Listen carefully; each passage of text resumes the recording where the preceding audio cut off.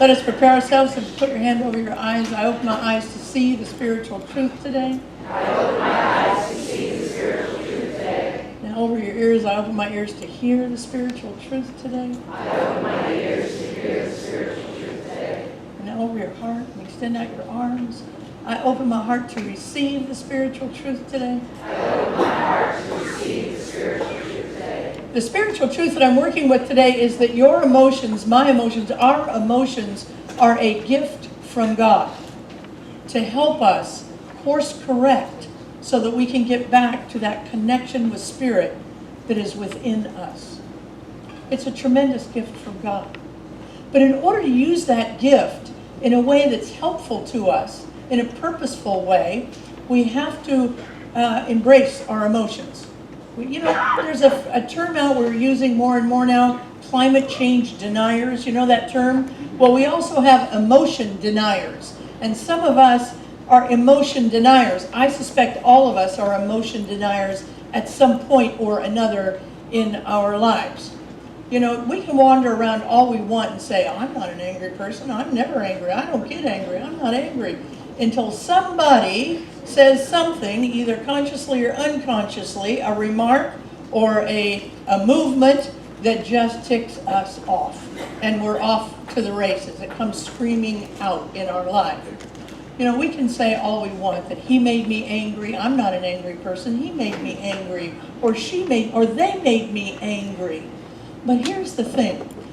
Just like the pebbles in this jar, if I shake the jar or I tip the jar over, what will come out is what's already inside and nothing else. And that's true of what's in our heart too. People may stimulate what's in there, they may stimulate that anger, but nothing can come out that's not already inside of us in our life. So whether we express our emotions externally by giving somebody half a peace sign on the highway, or internally by thinking we're not enough, and every time we think we're not enough, we begin to act like we're not enough. Either way, we can't simply deny those emotions. We can't hide them. They're going to come bleeding out, either directly in a positive, helpful, course-correcting way, or unhelpful in that kind of a way. People, you all had people who have said the right spiritual words. I find this true in churches especially, and even in New Thought churches more especially. People will say, it's all good in God. Yes, my car was repossessed, but it's all good in God, And the truth is, it is all good in God, but it's not how the feeling is. And so they're saying all the right words, but you can feel the seething anger that is just coming out of them without saying one word. Well, our spiritual work together is to begin to know what's in our heart, to know what's in the jar, so that when those things happen to us, we're already ahead of the game because we know there's stuff in there that needs to be worked on.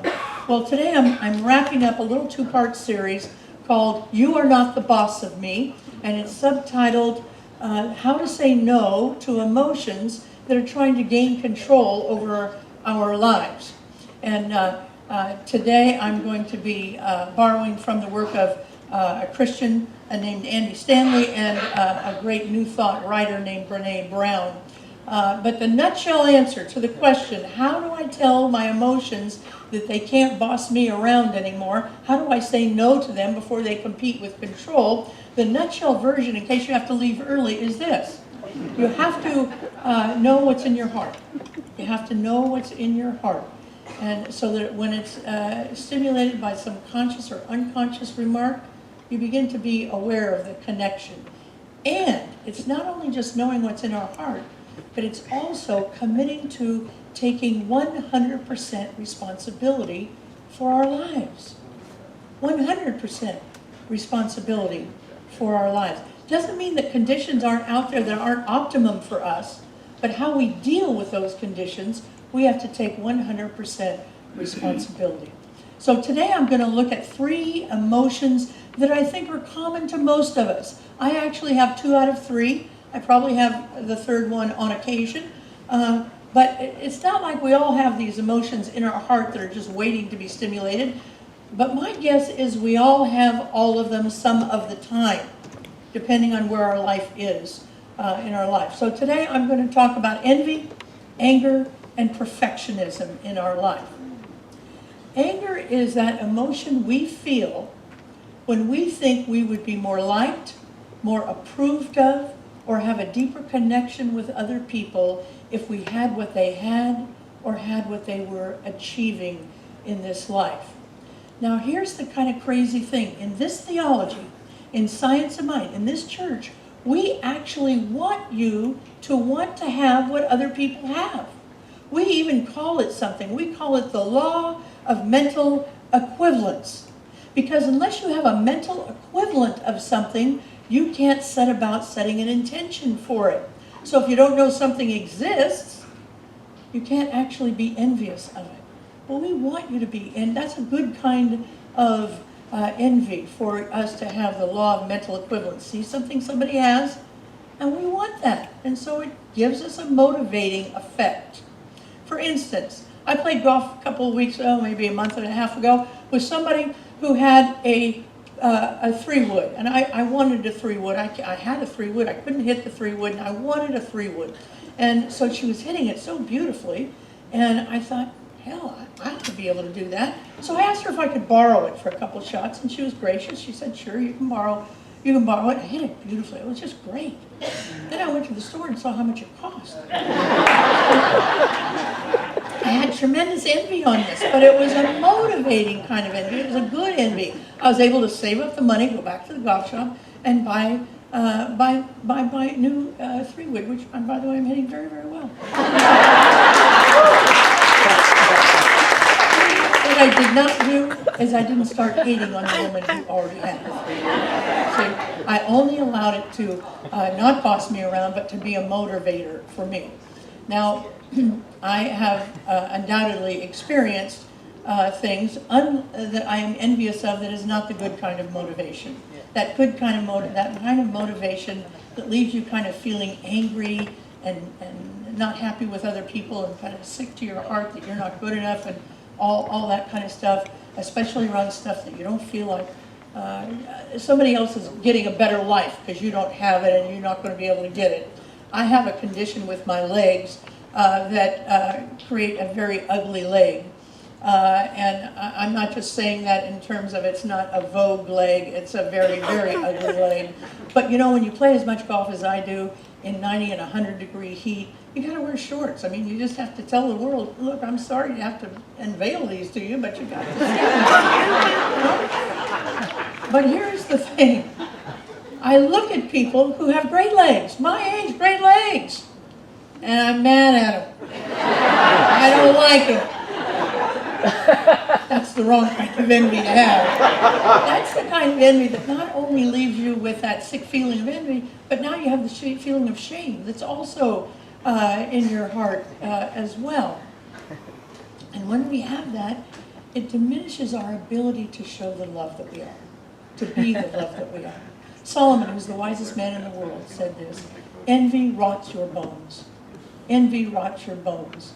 Envy is a kind of judgment that we're judging our insides to somebody else's outsides. And we can't know what other people are going through. We may see somebody with a lot of money, but their relationships are in a mess. We might see somebody with good relationships and think we want that, but their health is in a mess. We might see people with good health, but something else is in a mess. We have to stop judging other people as people who are being better off in life because they have something that we want in our life. It keeps us from being the people God intended us to be. So with each of these, I'm going to give you a spiritual principle. I'm going to give you a spiritual principle with anger, with envy, and with perfectionism. And because of this, I want everybody, especially those of you who are visiting, those of you who haven't taken foundations, to know that we believe that spiritual principles are unchangeable truths. You can't change them no matter how much you want to change them. And the spiritual truth that if we are willing to contemplate, cogitate, ponder, meditate, and then finally embrace, is that we live in an unlimited universe. There is always enough of everything for everybody in our life. Because somebody else has something you want doesn't make them more approvable. It doesn't make them more lovable. It doesn't make them more better. It doesn't make them better than you. It also doesn't mean that you can't have it if you really want it. And one of the things that I'm teaching myself now, when I have envy for somebody, and it's motivating envy, and I think, I want that. I'm going to find out how to get that. I'm going to go after that. I'm not going to hate on them. I'm just going to use it as my motivator. I also ask myself, is this really something you want? Are you really willing to work for what it is that you think you have? Because some of the time, it's a fleeting moment. I think it's what I want, and I don't need to get myself all off my path by a shiny thing over here and a shiny thing over there. Comparison is a fool's errand. In fact, Andy Stanley says this. He says, it will put you in the land of where you'll always find somebody pretty-er, handsome-er, healthy-er, rich-er in your life, because you can never always match up to everybody. So we want to stay out of the land of Chasing them is like chasing the wind. It just won't bring you any peace. The second emotion I want to talk with that competes for control of who's the boss of us is anger.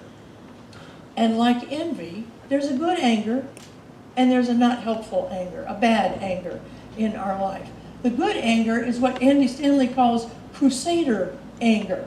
It's that anger that we feel when we see an injustice in the world, when we witness racism or homophobia or sexism or sizeism or ageism or any of the other things that keep people disenfranchised, keep people down. When we see that and we get angry about it, if we're willing to go to work to change it, and if we're willing not to see the perpetrators of that cause of anger as other, because there is no other, there's only us.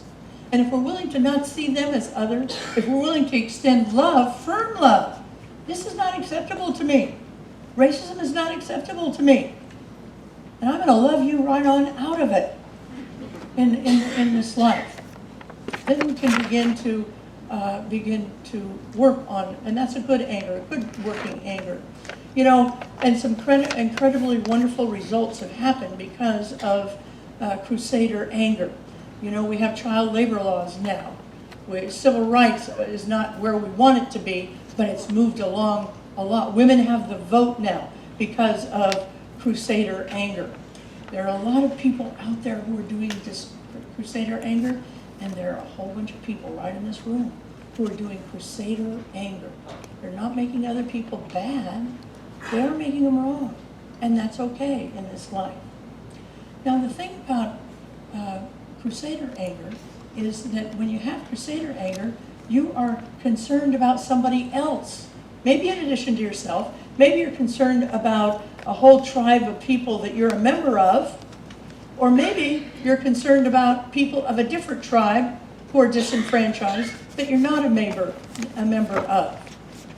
That's what Crusader. The other kind of anger is when we're only concerned with our individual self, what we can get out of this life, what we deserve. Anger is that which is falsely directed to others and ourselves when we haven't met an expectation. When we haven't met a certain expectation that we wanted to meet. We perceive it as their shortcomings. They didn't meet our expectation. We perceive it as their shortcomings, and then we begin to lash out at them.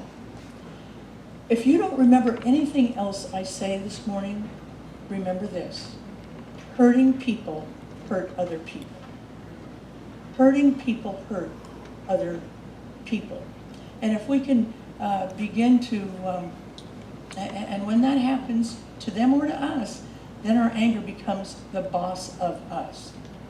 So let me talk about the first step in healing anger. And it's so simple that I almost didn't even bring it up. because my experience has been when I bring up really simple solutions to situations, spiritual solutions to situation in my counseling practice, people always say, well, yeah, but what else? What else is there? You know, there are some people who would rather go to 10 weeks of anger management than do the simple practice I'm going to tell you about right now. And that is this. It's breathe. Everybody take a deep breath and let it out. Take another deep breath and let it out. You know, if we would do that, the minute the hair on the back of our neck stands up, the minute we can feel, okay, something's coming out of my mouth, I can feel it, the fists clench. If we could just do that simple practice, you would be amazed at how much you can do with that little thing. Joe Bellicera at 9 o'clock said, you know, I do the breathing thing and then I do something else. I elevate myself, I levitate myself up above the situation, so I'm just looking down at it. And when I look down at it, I see a much bigger picture of what's going on. He said, I'm very quick to anger. And once I learned this trick of doing the breath and then levitating myself up to above the situation, things began to change. So try it next time. The second thing you want to ask yourself is, why do they hurt me? What is it about them? If we really agree that hurting people hurt, what are they getting out of that? What is it that's making them feel better? Maybe when that happens, what it does to us is it stimulates our Crusader anger. When somebody gets mad at us and lashes out, stimulates our Crusader work. You know, I'm often with a lot of male clergy. Women have, in our movement, there's a lot of women, probably even more women than men, would you say, Rick? I think so. More women than men ministers, but in the general movement. So when I go to an interfaith group, there are very few women there. And I can get quick to anger. Whenever I feel totally invisible in that situation, I'm sitting right there, and nobody's ever looking at me when they're talking. They're only looking to the male guys right around me. Or somebody's trying to mansplain to me something about God. So those things can really put the hair on the back of my neck up. And I have two choices. I can begin to look out there and say, is there something I can do that will allow me to do some work on the outside to fix this instead of going inside. See, understanding why we're angry doesn't always mitigate the anger, but it always allows the time for compassion to come in and see the rest of this situation. It allows the nudge to have a less violent reaction in our life. The spiritual principle for you to meditate, cogitate, ponder, contemplate, to be able to help you with this thing called anger is nothing is ever done to you, it's always done for you. Nothing is ever done to you, it's always done for you. Now the doer out there, the person who's throwing their anger your way, may have a gleeful thing that caused you to react in anger, but the universe is saying, wait a minute, wait, there's a gift for you here. I have a gift for you here. No weapon formed against me. You know, I grew up as a lesbian in the a little earlier, when it wasn't so easy to be a lesbian. I'm not saying there aren't issues now, but when I was coming up in my 20s and 30s, I was spit upon, I was called vile names, I was shoved up against walls, and more. And all I did with any of that was get angry, lash out, and internalize it. I began to internalize something was wrong with me, which I had done from both Catholicism and my family of origin, so it was just an added on. Once I cleaned that up, Once I realized there's nothing wrong with being a lesbian, that I am whole, perfect, and complete just as I am,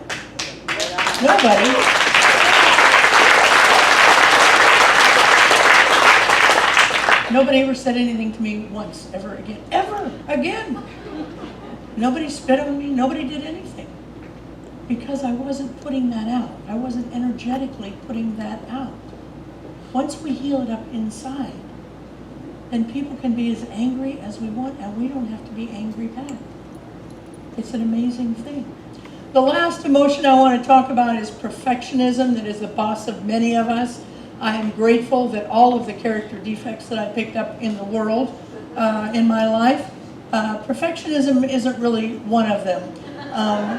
People can correct my grammar and email me about the e-blast has misspellings, or just talk about my golf swing. You can do anything really, and I don't really go to feeling self-loathing, feeling self-hate around those things. I just go to correction.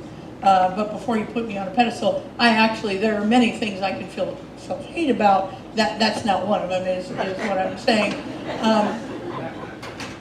But I have plenty of family and friends who have been bit by this perfectionism bug. And it's really a hard thing to watch. Here are some signs of perfectionism. The first one is there's no room for mistakes. No room for mistakes. The second one is there is a very special manner in which everything should be done. And the perfectionist knows what that manner is. So if you're with a perfectionist and you get to the same conclusion, but you didn't go through the same, doesn't work. You have an all or nothing approach. All or nothing approach. You're extremely hard on yourself. Lady Gaga says that she has this perfectionism bug, and she's written 2 songs that she very much thinks is going to bless the world. And who hasn't been blessed by Lady Gaga? I mean, really, she's amazing. I mean, it's nothing more than just going around in a meat suit. That's pretty amazing stuff. But she writes beautiful, life-changing songs, and she has 2 that she's written, and she says, I can't get them out because they're not perfect. And she beats herself up for it because she knows that she wants to get them out, but that bug of perfectionism is so strong in her that she goes to depression, and it keeps her stuck. So here, the other part of perfectionism is you're extremely hard on yourself. You beat yourself up all the time. So here's some other hidden problems with perfectionism. One is that we get stuck, like Lady Gaga. We can't move. I know people who are so creative and so fabulous, but unless it's perfect, they won't move forward. They've got gum on the bottom of their spiritual shoes, and their soul is crying out, look, we want you to. But they just can't do it in our life. Perfectionists tend to disregard their health. There was a study done with perfectionists and a control group, and they found out that the perfectionists had a greater propensity to heart attack, stroke, cancer, and diabetes. Perfectionism is not a little thing.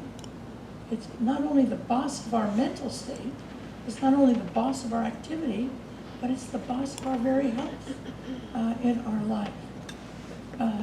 Perfectionists, they can't let go. They can't delegate. It's not perfect. They want to do it themselves. I have a little bit of that. And finally, and most importantly, is they upset their relationships because they lash out at people who aren't perfectionists and they can't meet their perfectionism. So the spiritual principle to cogitate, contemplate, ponder, meditate, and finally embrace is that you are whole, perfect, and complete just as you are right this second. You don't have to be perfect. You already are perfect. Let's take this message in. There's only one power. It's the power of love, and it runs through all of us. When I get my bloated nothingness out of the way, it simply goes through and loves people, because that's what I am, is love. I cover it up with so much other self-conscious stuff. But it's just love. I give thanks for it. I release this word into the law, and together we say, And so it is.